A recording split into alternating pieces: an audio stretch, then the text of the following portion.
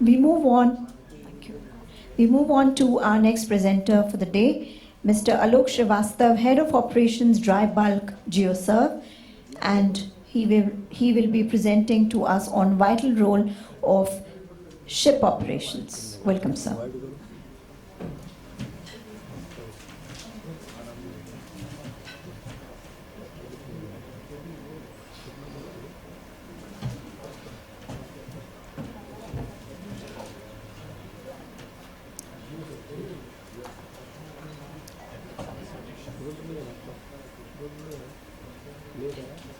Perfect, thanks.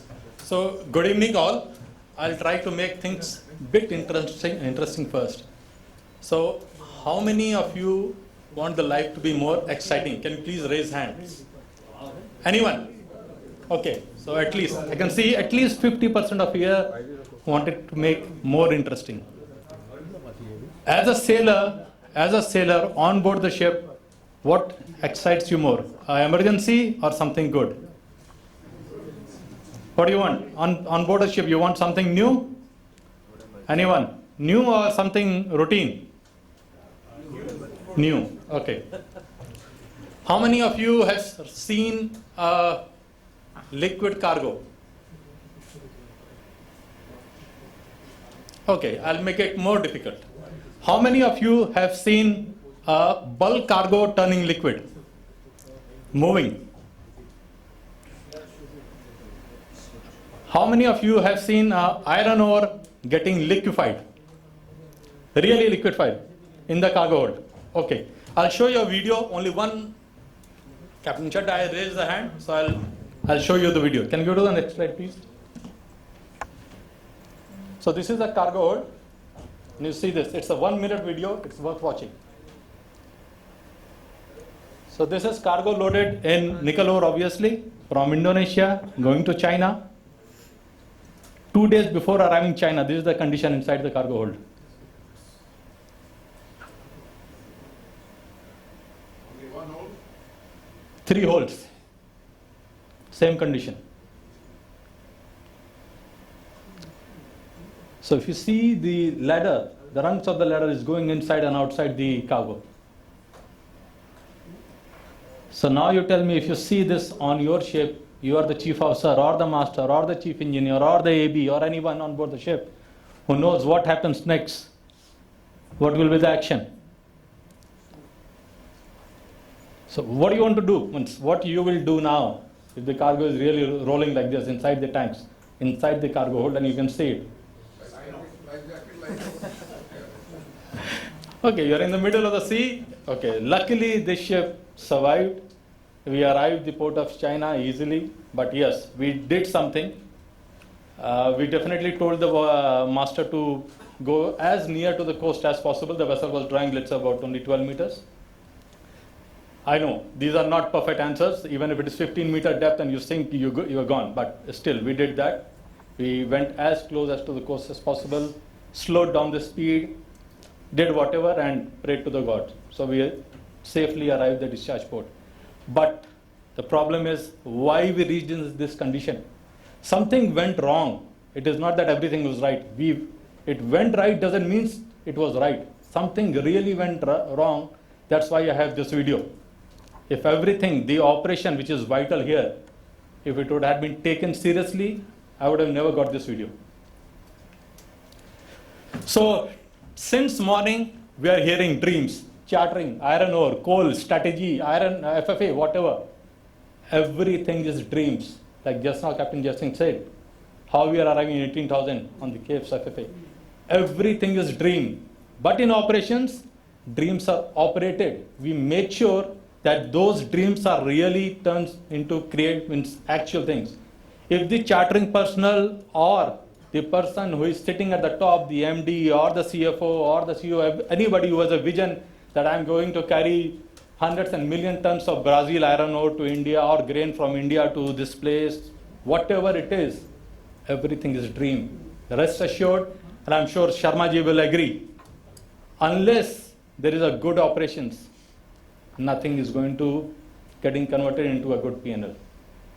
Okay, so safety first, because without safety we will never be able to execute it. Second is the operation has to be efficient and seamless. Efficient means everything has to be executed to the T, means the way it was dreamt, it has to be executed. Seamless means taking over from the chartering team, communicating with agents, owners, cargo interest, port, everything has to be so seamless that you don't lose a minute of the time. Because every minute is money, every minute a bunker is consumed, every minute the salary goes out. P&L monitoring, why it is important? We start something 3 months back on a voyage. After 3 months, the voyage gets completed. And then we start, doing up the maths that, oh, I paid this much of hire, I did this much of bunkers, I paid this much of PDA, this went wrong, the weather happened this. But these are postmortems. So we have to do, P&L is profit and loss statements. So we need to do weekly or as regular as possible P&L monitoring to ensure that things are being executed as it is thought upon. Then obviously, nothing is perfect, claim handling and minimizing exposures.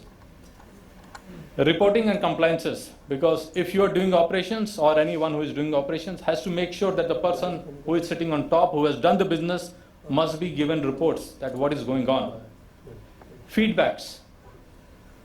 Feedbacks are important because we should be in a closed loop system where, let's say, even if there is a mistake, and we all do mistakes, everyone is prone to mistakes. If we do a mistake, the idea is not to repeat the mistakes. That's why the feedback is important.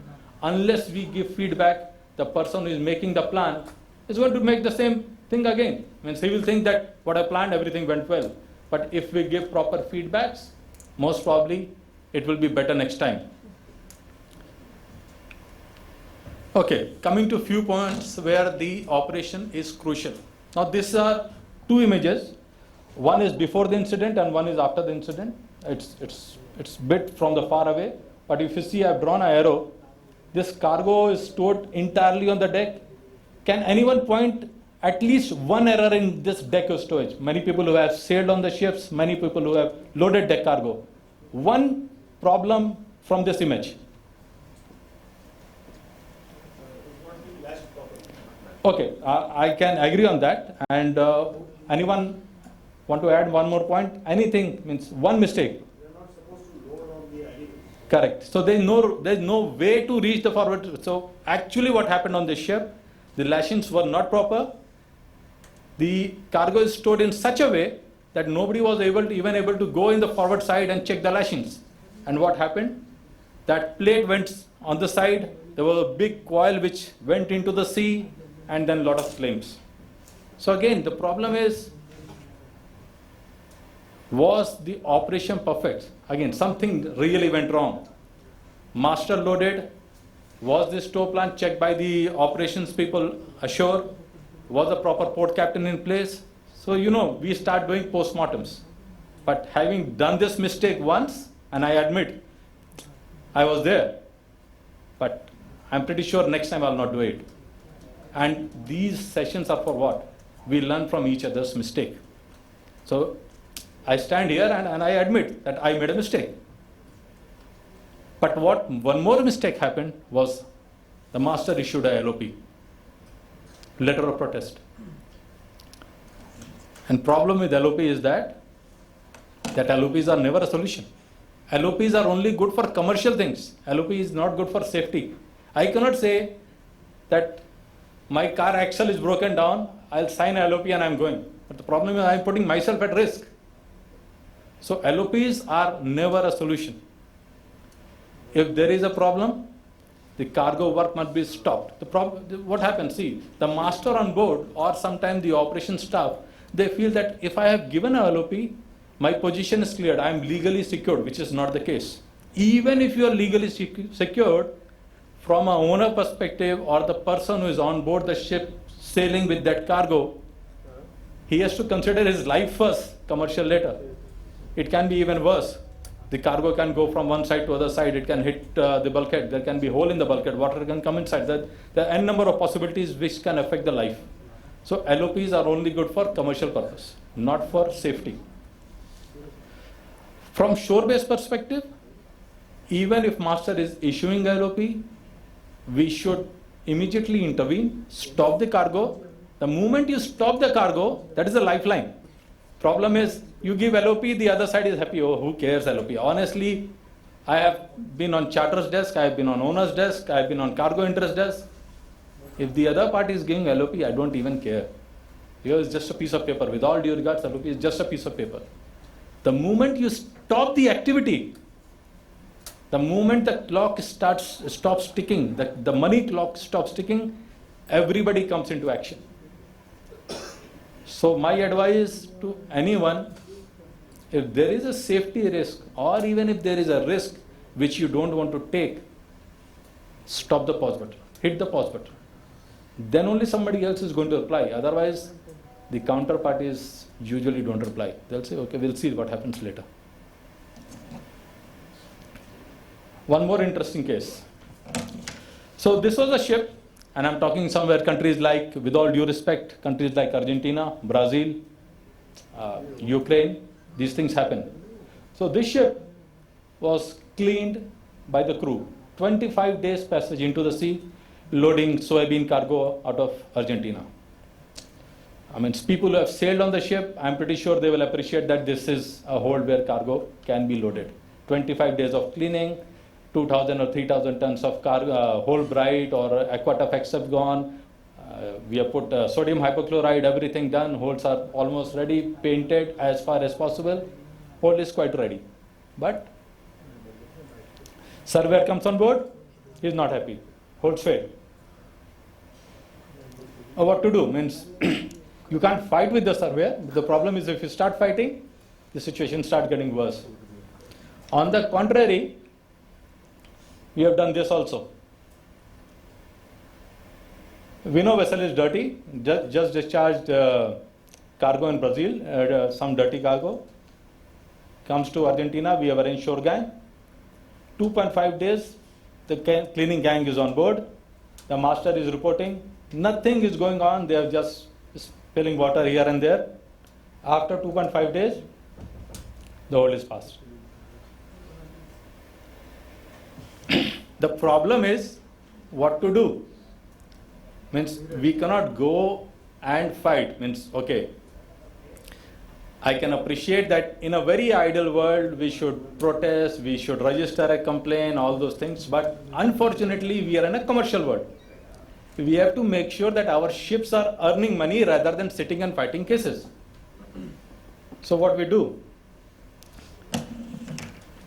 Okay, one is definitely cargo hold. Let's say the surveyor is there and hold is passed. That is another story. But let's say after putting all efforts, the hold is still failed. So we have to start create our defense, because tomorrow I have to fight a claim with my subcharterer on the lay time that my hold were clean enough, but your surveyor, for some unknown reason, failed the holds. So point number one is written, insist the surveyor specifically to record the reasons and the location. What usually surveyors would do, they'll just write in general presence of previous cargo or stained or something like that. But if we force the surveyor respectfully that please can you specify hold number this, frame number this or whatever, the surveyor will be cornered. And if he really writes that yes, this location there is a problem, it's become easy for the ship staff to clean it up. Maybe it will take another 6 hours. So the loss is only 6 hours. Take the photos, definitely it will be required for defense. Demand surveyor what rectification is required. So if these steps are done, instead of another 1 day or hiring a local shore gang, we can manage that job in 6 hours. One more thing what we have done in Argentina, specifically from Scorpio Geosurf side, is that knowing these places, means Brazil, Argentina and Ukraine, all these 3 places we have our local lawyers in place. So if something like this happens, apart from these 3 steps, we register a complaint also via that lawyer. Just a complaint, means like a FIR in India, we just put a complaint locally. It really helps at the time of lay times. Another case is where the role of operation is very vital from commercial angle again. It is the speed consumption monitoring. We all know under the charter parties, there is a certain guarantee on the speed and consumption. Let's say 12 knots, 25 tons, 5% about.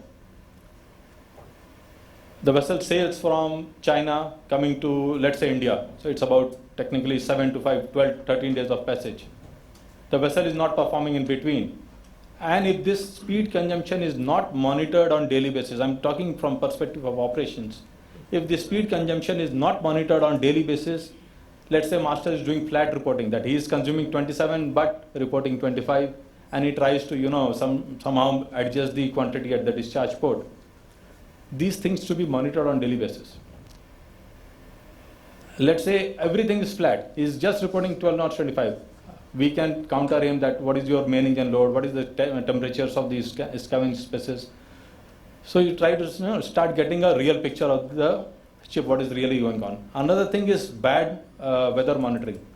If the weather has gone up, means our usual warranties are BF4, DSS3. If the weather is 46, 47, sometimes what happens, the master will increase the RPM to cope up with the speed. And still only the consumption goes up, but the speed is not coming up. It's just because the load on the engine is too much. So at that moment of time, it becomes very vital for the operation team to discuss with the routing agency, with the master, if there are some in-house technical expertise, discuss with them and try to somehow manage the speed. It is not advisable or it's not always perfect to just increase the speed. It never works. It only sometimes the consumption goes up, the speed never comes up. So it's always better keep on monitoring on daily basis so that at the end the P&L is perfect, and moreover when the claims come at the end of the voyage report, weather performance voyage report, it will come, suddenly you have let's say $50,000 claim against the vessel. Vessel has underperformed both on speed and consumption.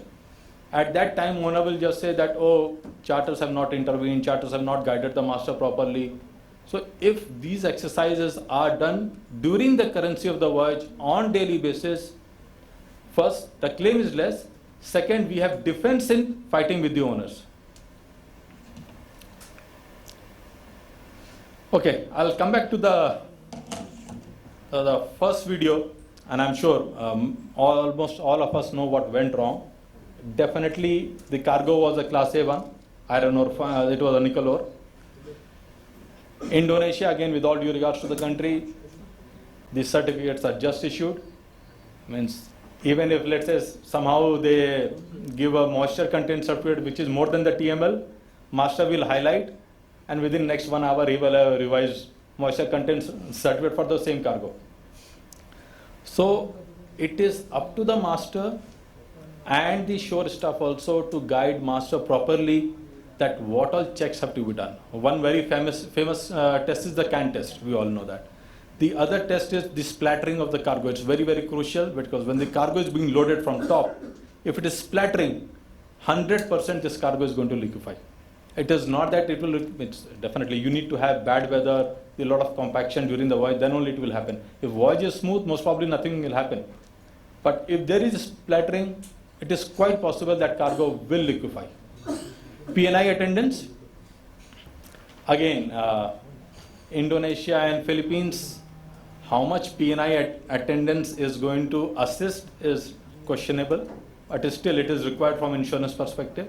So the whole idea is the shore team has to be aware what cargo they are loading, and the masters on board, the chief officer on board should be aware that what they are loading. And that's it. Just to conclude again, okay.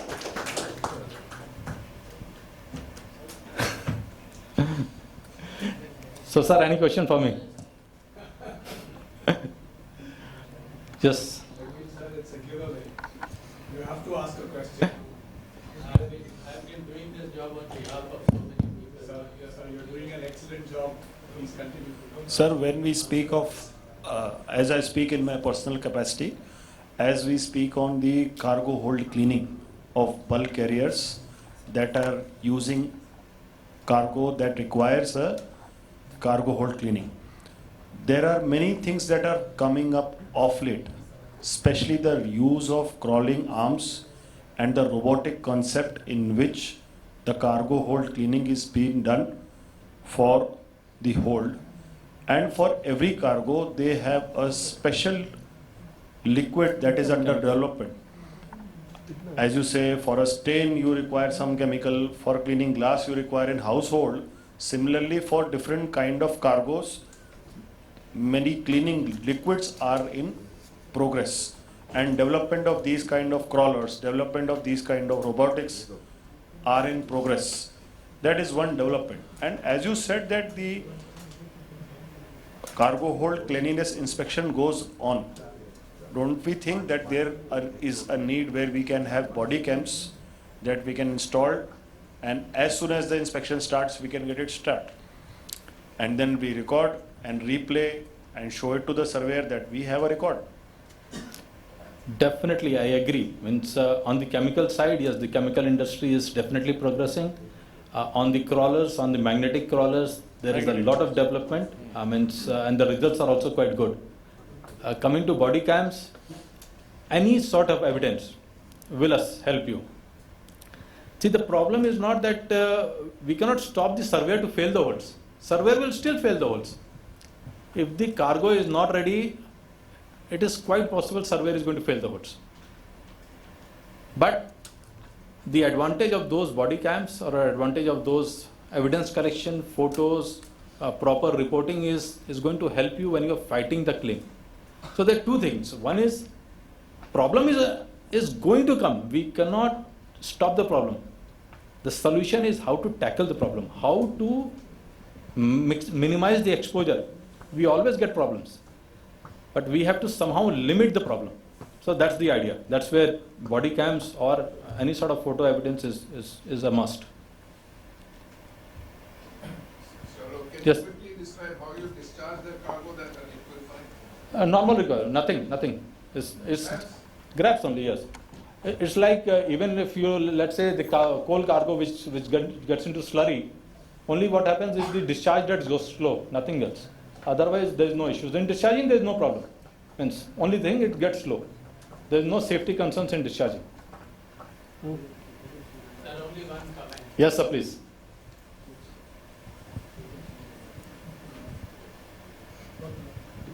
When I was in my last corporate job as head of chartering, and I had my head of operations who used to report to me, and we always believed in one thing as a team, that the chartering guys go and make promises, Yes, sir, always. and operations people make those promises come true. That's correct, sir. And I must thank all the operating people, operations people, to make those promises come true. Thank you so much. Thanks a lot, sir. Thanks a lot. It's really an acknowledgement for us.